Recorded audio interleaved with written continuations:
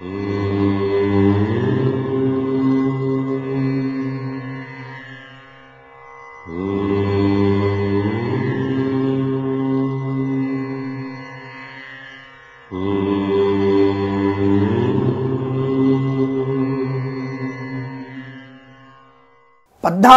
1/2019 తప్పనిసరిగా మేషరాశి వారు, వృశ్చిక రాశి వారు, సింహరాశి వారు, మేషము, వృశ్చికము, సింహరాశి వారు చేయాల్సినటువంటి దానం ఒకటి ఉంది.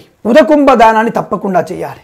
ఉదకుంభ దానం అనగా ఒక గురిగిలో కానీ లేదా రాగి చెంబులో కానీ నీళ్లను ఉంచి ఎవరికైనా బ్రాహ్మణుడికి తప్పకుండా ఉదకుంభ దానాన్ని చేయండి. ఎందుకంటే మేష, వృశ్చిక, సింహరాశి వారులకు కాస్త ఈ సంవత్సరంలో కాస్త అనారోగ్య సూచన ఎక్కువగా చెప్పబడుతుంది. కాబట్టి ఉదకుంభ దానాన్ని మీ స్థానానంతరము పూజాధికారాన్ని కూడా పూర్తి చేసుకొని శుభ్రంగా ఆ అల్పాహారాన్ని కూడా భుజించి అటువంటి ఇబ్బంది ఏం లేదు.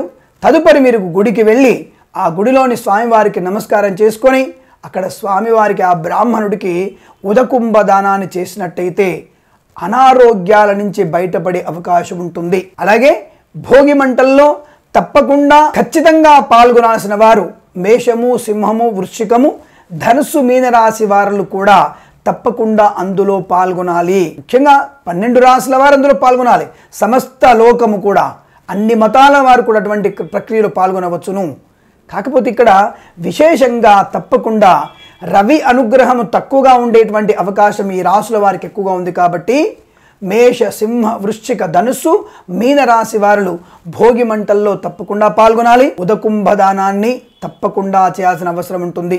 ఈరోజు కూడా మీరు అటువంటి అన్ని రకాల శుభాలను ఆచరించి ధర్మకార్యాలను అవలంబించి అనుకూలవంతమైనటువంటి శుభ ఫలితాలు పొందాలని ఆశిస్తూ సర్వేజన సుఖినో భవంతు.